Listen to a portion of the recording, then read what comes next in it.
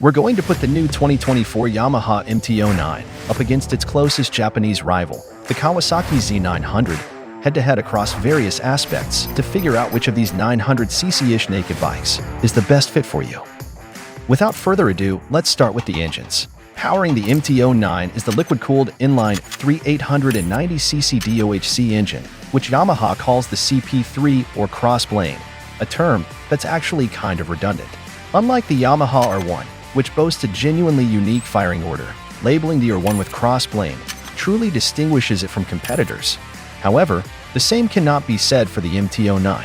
Although calling the MT-09's engine a cross-blade is technically correct because it's the nature of that inline 3 design to have the cranks cross each other, what the MT-09 has is not really unique, and almost every other inline 3 bike on the market has the same setup, a 120 crank pin offset with a 240-degree firing interval, which is the same thing you find on MV Agusta bikes and almost all of Triumph's triples engines. The only unique and true inline 3 crossplane out there might be the Triumph T-plane crank found on the Tiger 900 and 1200, which has an uneven 270-degree firing interval.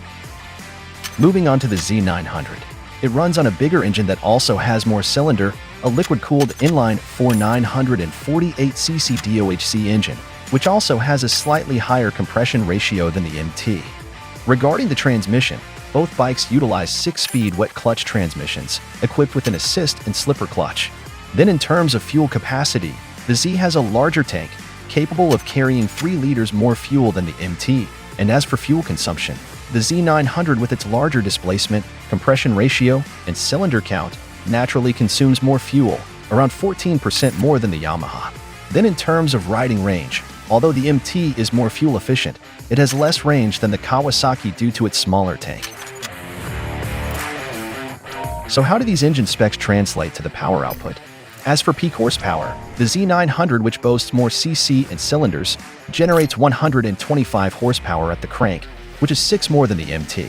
In the torque output department, the MT, which stands for Master of Torque, falls short compared to the Z900, churning out 5 Nm less. But notably, it reaches its peak torque earlier than the Z at a lower RPM range.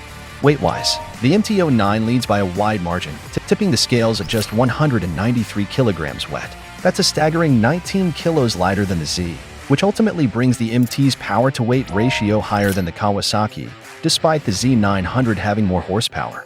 All of this suggests that the Kawasaki has a higher top speed and more power at the very top end, outshines the MT on the highway or in fast-moving traffic. While on the other hand, the MT is lighter and boasts a punchier bottom to mid-range grunt, making it the better choice for city commuting with frequent stop-and-go.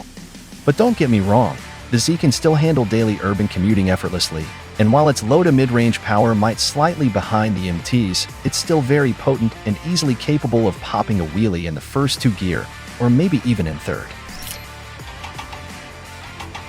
Both Kawasaki and Yamaha offer 3 color options to choose from, but not all of them are available everywhere.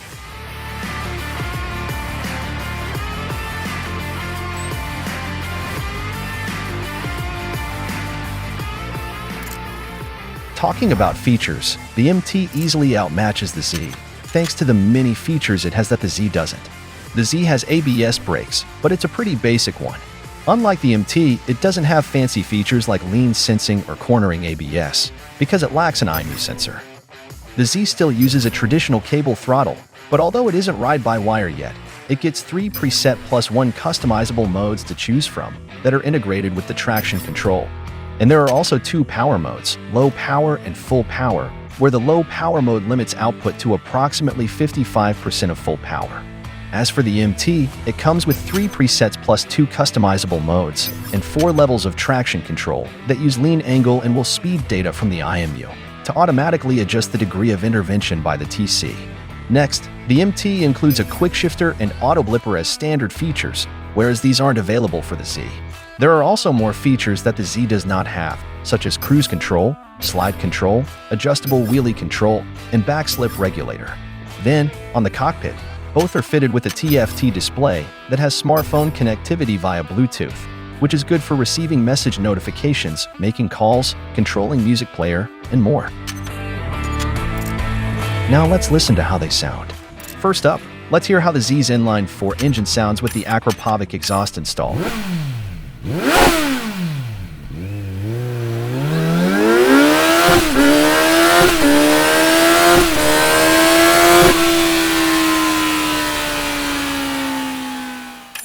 Next is the MT-09's inline-3 engine.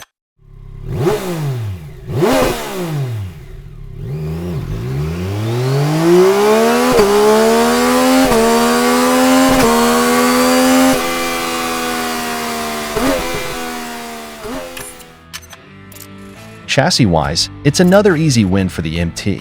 In terms of frame, the Z900 gets a trellis frame made from steel, while on the other hand the MT gets a more racy perimeter-type frame, made from aluminum, which plays a big role in its lighter weight.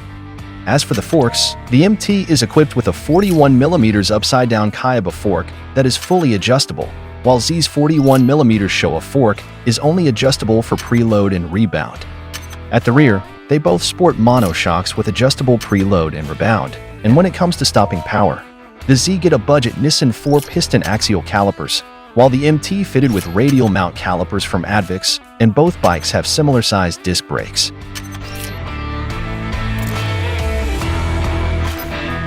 Both share the same tire sizes, 120mm up front and 180mm at the rear.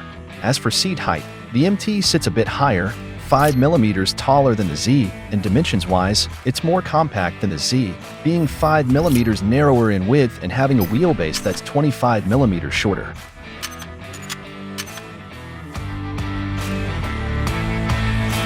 With a bigger engine and more cylinders, the Z packs a bit more punch at the top end, and on top of that it's also renowned for its buttery smooth power delivery. On the flip side, the MT boasts an inline-3 engine that offers more character and more grunt in the low to mid-range. Coupled with its lighter weight and more upright riding position, it is ideal for urban commuting, but it may begin to gas out sooner than the Z when pushed to its limits on the highway. In terms of features, it's a clear win for the MT. It's packed with a lot of features that are usually found on premium superbikes. And as for chassis, it's the same story. The MT got a more premium aluminum perimeter frame instead of a steel trellis, a fully adjustable fork, and radial mount calipers. But all that fancy stuff comes with a bigger price tag.